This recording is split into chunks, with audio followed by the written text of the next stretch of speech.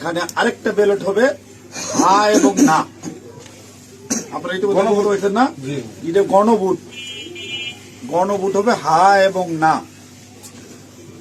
যদি আপনারা যারা আওয়ামী লীগ করেন, যারা অন্যান্য দল করেন, তাদের জ্ঞাতার্থে সুবিধার্থে আমি জানাচ্ছি, যদি হা জয়যুক্ত হয় কোনো ক্রমে, সারা দেশে যদি হা জয়যুক্ত করা মানে ভোটে জয়যুক্ত হয়, তাহলে এদেশের স্বাধীনতার পরে ৭২ যে একটা সংবিধান ছিল, শেখ মুজিবুর সাহেব করেছিল ডক্টর কামালের হাতে লেখা, এই সংবিধান টোটাল অমিট করে দেবো, মানে মুছে ফেলবো। স্বাধীনতার যে আছে ৭১ সালে যে যুদ্ধটা হয়েছিল, এই যুদ্ধটা ৭১ সালের কোনো ঘটনায় বাংলাদেশে আর থাকবে না। যে আপনার ইয়ের মধ্যে যে সংস্কার করতে চাইতেছে, যে সংস্কারের জন্য হানা বুট হইতেছে, এটার মধ্যে লেখা আছে ৭১ সালকে বাদ দিয়ে ২৪-এ যে ইটা হয়েছে গণঅভ্যুত্থান হয়েছে, ৭১ জায়গাটা নিবে ২৪ সাল। কেন নিবে? এটা একটা কারণ আছে, জামাত ইসলামের একটা কারণ আছে। জামাত ইসলাম ৭১ সালে দেশের স্বাধীনতা চায় না, এদেশে বাংলাদেশের স্বাধীন হোক, বাংলাদেশ স্বাধীন হোক, জামাত ইসলাম কিন্তু এটা চাই নাই। যারা আওয়ামী লীগ করেন তারা একটু খেয়াল করে শোনেন।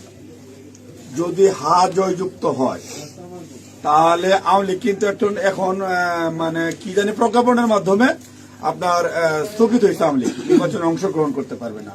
যদি হা জয়যুক্ত হয়, তাহলে আওয়ামী লীগ একবারে আর কোনো মিটিং টিটিং হবে না, মিটিং টিটিং সংসদে কোথাও উঠবে না। ওই হার মধ্যে এই লেখা আছে আওয়ামী লীগ নিষিদ্ধ। এই যে ২৪ সালে গণহত্যার জন্য আওয়ামী লীগ কিন্তু নিষিদ্ধ হয়ে যাবে আপনাদের ভোটেই। যদি হাতে ভোট দেন, হাতে ভোট দিলে আপনার ১৬ ডিসেম্বর থাকবে না, ২৬শে মার্চ থাকবে না, আপনার ৭১ সালে যে যুদ্ধ করছে মা বোনেরা ইজ্জত দিচ্ছে, ৩০ লক্ষ মা বোনের ইজ্জত দিচ্ছে, এটা থাকবে না। অর্থাৎ আপনারা যারা আওয়ামী লীগ করেন, দয়া করে আপনারা না ভোটের জন্য হলো আওয়ামী লীগের তো আমরা আসলে বিএনপিটা হইতেছে উদারপন্থী রাজনৈতিক দল। আমরা বিএনপি চাচ্ছি সকল দল মিলে একটা দেশে নির্বাচন হোক, সকল এবার না হোক, সামনে যেন সকল দল একটা নির্বাচন অংশগ্রহণ, ৫ বছর পরে যেন সকল দল নির্বাচন অংশগ্রহণ করতে পারে। আপনারা আপনাদের যারা আওয়ামী লীগ করেন, আপনাদের দল রক্ষা করার জন্য আপনাদের কেন্দ্রে যাইতে হবে, ঠিক আছে?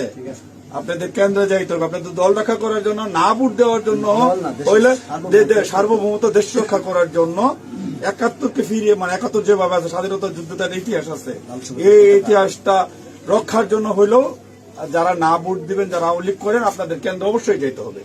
কেন্দ্রে যদি আপনারা আপনাদের দলকে রক্ষা করতে যান, যেহেতু এবার আপনাদের নাই কোনো নমিনেশনের, আওয়ামী লীগের কোনো প্রার্থী নাই, দয়া করে সেক্ষেত্রে আপনাদের কাছে আমাদের অনুরোধ, যারা আওয়ামী লীগ করেন, বিএনপির তো আপনারা ভোট আমাদের দিবেনি, ঠিক আছে? যারা বিএনপি করেন ওরা তো আমাদের ভোট দিবেনি।